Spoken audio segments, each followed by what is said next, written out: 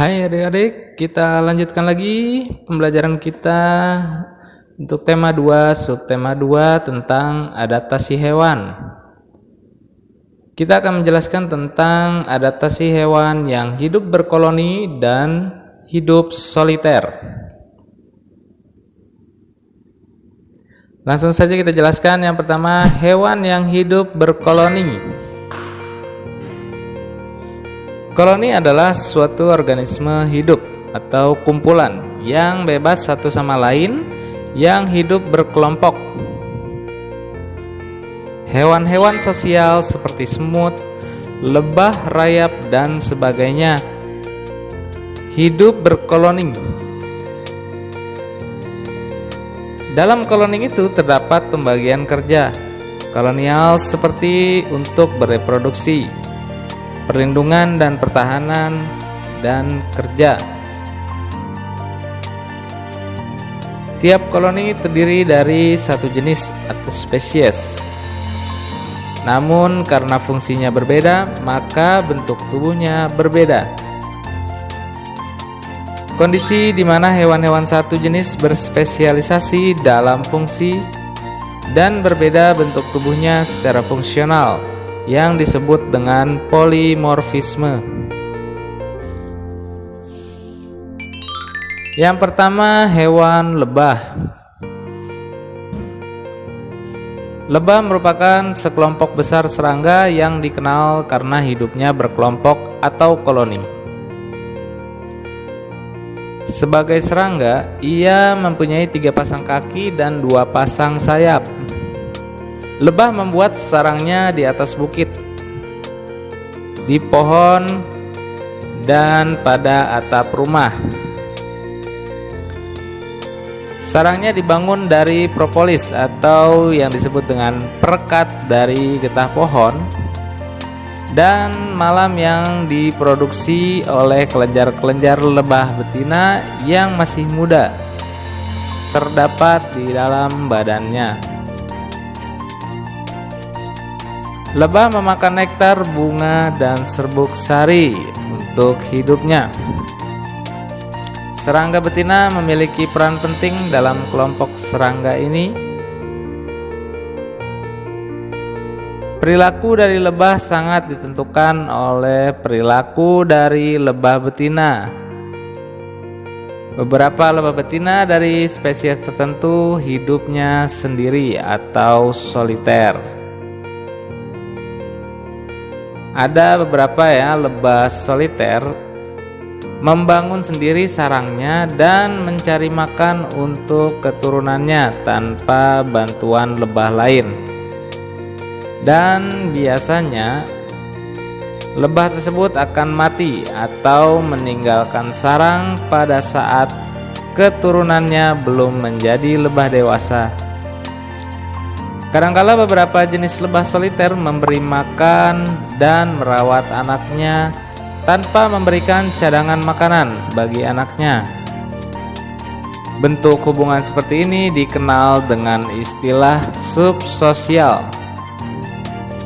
Sementara pada tahap yang lebih tinggi, lebah hidup berkelompok dan saling berbagi tugas sesuai dengan bentuk fisik masing-masing.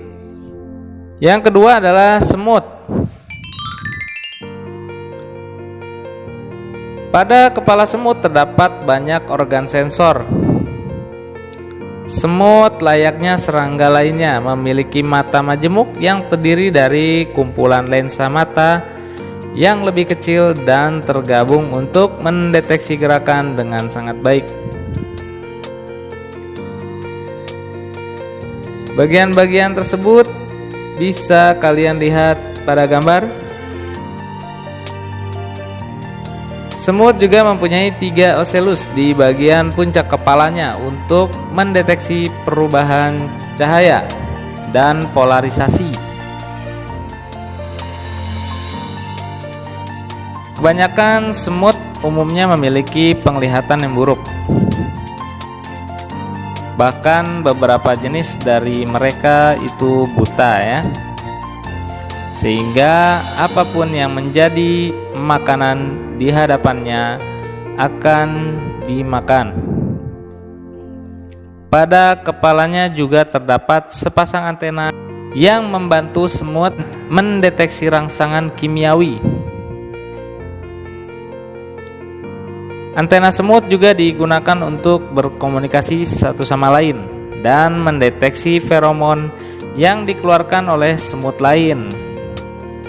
Selain itu, antena semut juga berguna sebagai alat peraba untuk mendeteksi segala sesuatu yang berada di depannya.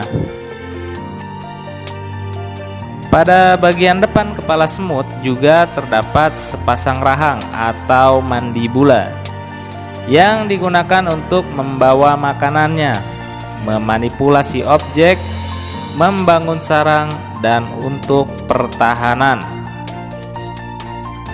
Pada beberapa spesies, di bagian dalam mulutnya terdapat semacam kantung kecil untuk menyimpan makanan untuk sementara waktu sebelum dipindahkan ke semut lainnya atau larvanya. Di bagian dada semut terdapat 3 pasang kaki, dan di ujung setiap kakinya terdapat semacam cakar kecil yang membantunya memanjat dan berpijak pada permukaan. Sebagian besar semut jantan dan betina calon ratu memiliki sayap. Namun, setelah kawin, betina akan menanggalkan sayapnya dan menjadi ratu semut yang tidak bersayap. Semut pekerja dan prajurit tidak memiliki sayap. Di bagian perut semut terdapat banyak organ dalam yang penting, termasuk organ reproduksi. Beberapa spesies semut juga memiliki sengat yang terhubung dengan semacam kelenjar. Kelenjar tersebut memiliki racun untuk melumpuhkan mangsa dan melindungi sarangnya. Spesies semut seperti Formica yesensis memiliki kelenjar penghasil asam semut yang bisa disemprotkan ke arah musuh untuk pertahanan diri. Baik, itu adalah contoh hewan yang hidup berkoloni. Kita lanjutkan ke hewan yang hidupnya soliter. Soliter merupakan cara hidup menyendiri atau sepasang-sepasang, tidak secara berkelompok. Hewan-hewan yang hidup secara soliter diantaranya harimau putih. Harimau putih merupakan hewan yang hidupnya soliter, memiliki luas jangkauan area yang sangat jauh dalam mencari makan, sama seperti macan kumbang. Walaupun macan kumbang lebih banyak menghabiskan hidupnya di atas pohon, dia tetap hidupnya soliter. Selanjutnya ada belalang, jangkrik, capung, merupakan serangga yang hidupnya soliter. Dia tidak berkoloni.